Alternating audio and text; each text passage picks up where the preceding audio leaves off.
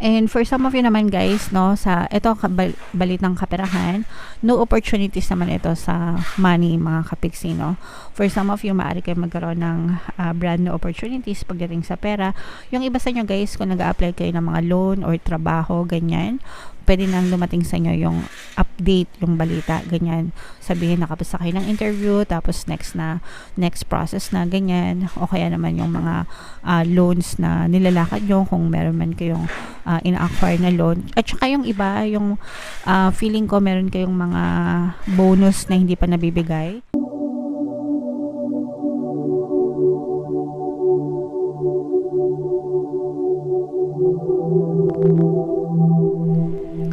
Hello guys, hello Scorpio, welcome back to Pinoy Pixie Tarot. Ang pamagat ng episode natin for tonight is Full Moon Kapalaran para ngayong November to December para sa Scorpio, Sun, Moon, Rising, Sign, and Venus. Shuffle ko yung cards guys, hanapin ko yung energy ng Moon at saka yung energy ng Scorpio.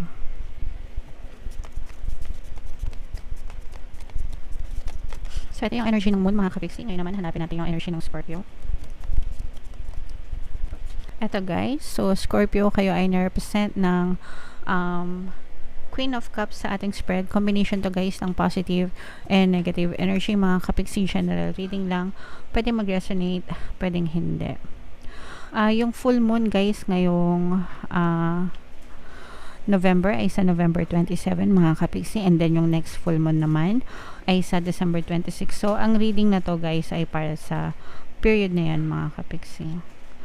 And ang pangalan ng ating full moon ngayon ay Beaver's Moon.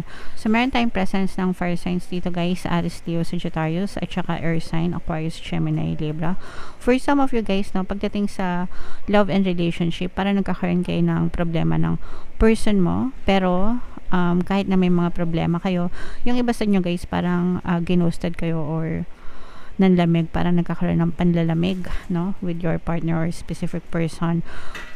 Tapos parang marami kayong mga duda, parang marami kayong limiting beliefs about your person, parang meron kayong mga nakitang red flags dun sa person mo, tapos parang meron kayong assumption na hindi na siya magbabago, ganun, okay? And meron din kayong parang negative circumstances. By the way mga kapisi, pasensya na kayo kung meron kayo naririnig na ingay sa labas kasi may nagko-construction sa amin. So ito guys, no, parang feeling ko, ano nga yung sinasabi ko kanina, parang merong nangyayari sa relationship nyo na paulit-ulit na nangyayari. This is something, mayroon tong kinalaman sa past story nyo ng person nyo. So pwedeng merong kinalaman sa past niya, pwedeng may kinalaman sa past mo. Tapos, or pwedeng may kinalaman sa past nyong dalawa na nag-away kayo ganyan, tapos parang paulit-ulit na hindi siya mabura sa isip nyo mga kapiksi. Kumaga hindi nyo makalimutan and palagi nyo naaalala, tapos palagi kayong merong takot na baka maulit-ulit, especially let's say for example third party, diba yun naman yung common, o kaya problema sa pera or kaya problema sa in-laws ganyan. Parang meron kayong duda na baka gawin ulit, no, baka mangyari ulit, baka gawin ulit yung mga nagawa dati, no. So nandun na, and hindi na kayo makuwala dun sa cycle na yun. Kaya tuwing, let's say for example, tuwing lumalabas siya, palagi ka nagdududa na sinong kasama niya, anong ginagawa niya, bakit hindi siya nagre-reply, yung mga ganun, okay? And yun yung parang unti-unting sumisira dun sa relationship nyo mga kapiksi. Pero you're also trying to shake it off as much as you could. Yung iba sa inyo, parang feeling ko hindi nyo siya binibring up sa jowa nyo, sinasarili nyo lang. Kasi ayaw nyo mag-away kayo ng person mo, parang sinasarili nyo lang siya, nasa isip nyo lang. Pero again guys, whether meron kayong gawin sa sarili nyo or wala, whatever is yung dominant thoughts nyo, yun yung napupush out sa inyong reality, okay? So kahit hindi nyo sinasabi doon sa person nyo, pero yun yung iniisip nyo, it's always being pushed out in your reality mga kapiksi. So might as well, kung hindi naman nakakatulong yung pag-iisip ng negatibo guys sa inyong relasyon, wag nyo nang ituloy, wag nyo nang gawin. Instead, focus on sa mga magagandang bagay na nangyari sa relationship nyo. I-relieve mo yung mga moments na masaya pa kayo ng person mo. focus on it, and makikita nyo, magiging maganda din yung outcome niya in the future, guys.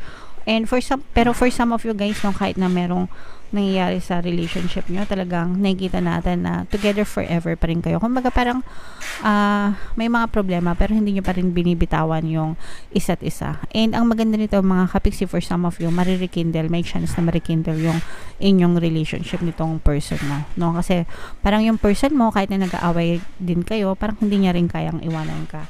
Kasi parang sanay na kayo sa isa't isa mga kapiksi. Alright? And for some of you, may mga kaibigan kayo na tumutulong sa inyo. Parang mga common friends ba? Nagbibigay ng advice, ganyan.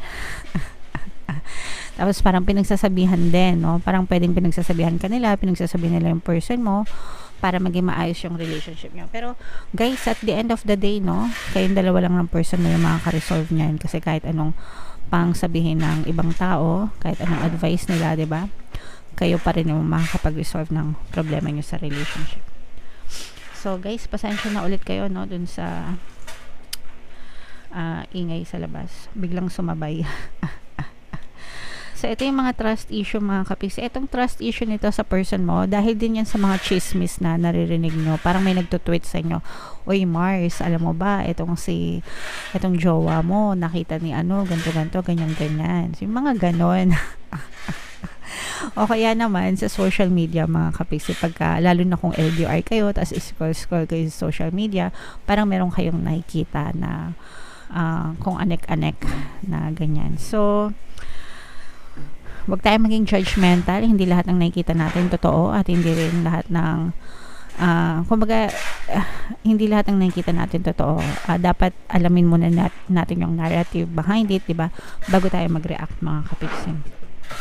And for some of you naman guys, no, sa ito balitang kaperahan, no opportunities naman ito sa money mga kapiksi, no.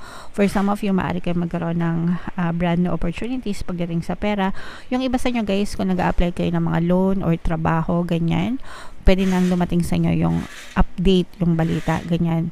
Sabihin nakapasa kayo ng interview, tapos next process na, ganyan. O kaya naman yung mga loans na nilalakad nyo, kung meron man kayong ina-acquire na loan. At saka yung iba, yung feeling ko meron kayong mga bonus na hindi pa nabibigay.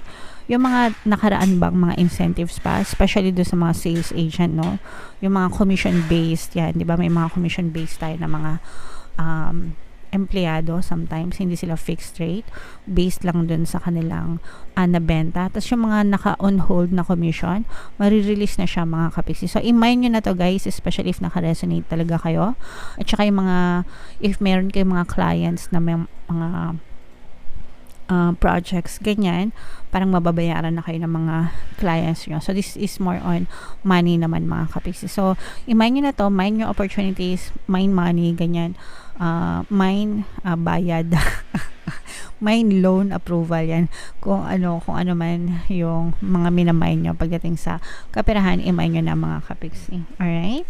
And affirmations for money guys, no, money come to me, palagi ako may pera and palagi ako nagkakapera. I-comment nyo yan sa baba guys, para talagang pumasok yung pera sa inyo. Okay? So yeah, bunot pa tayo ng isa dito guys. Tingnan natin yung full moon message sa inyo.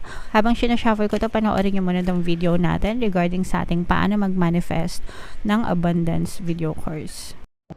Kapiksi, sawa ka na ba sa mga struggles at hirap sa buhay mo? Masipag ka ba at masikap sa buhay ngunit hindi ka pa rin umaasenso? Ilang beses ka na bang nag-attempt magnegosyo at mag-invest pero palagi ka pa rin nalulugi?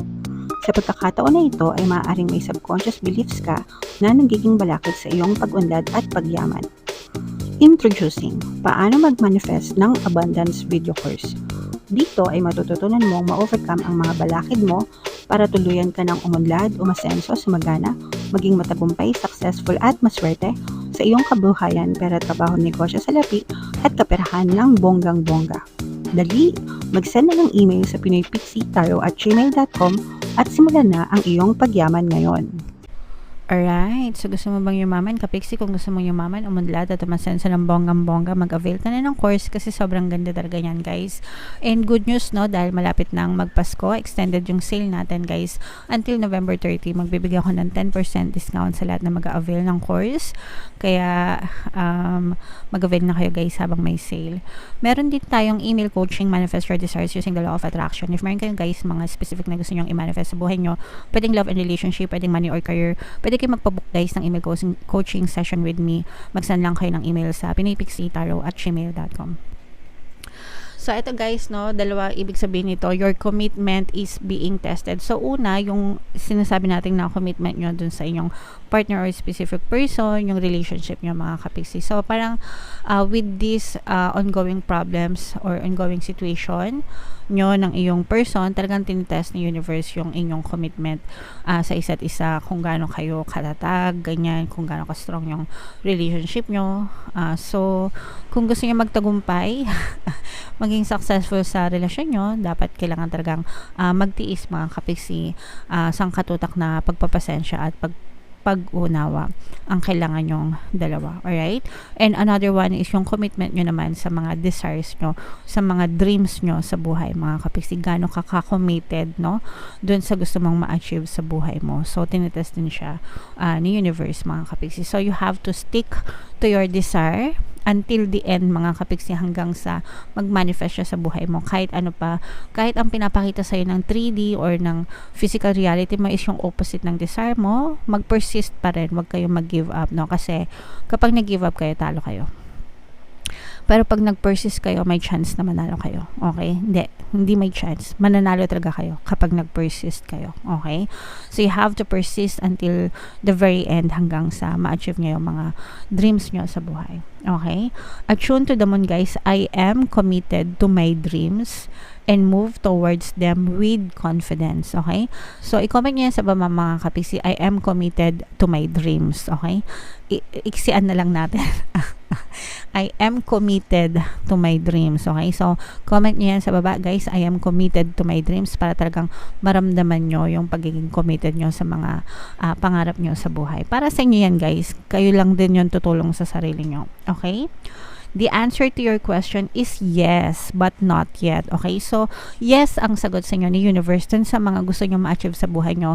Maybe not yet for now. Maaring hindi pa sa ngayon. Maaring nagkakaroon na ng movement pero hindi nyo pa nakikita, mga kapiksi. But it will come. Okay? You will receive it, mga kapiksi. It's going to happen. I-comment nyo sa baba, guys.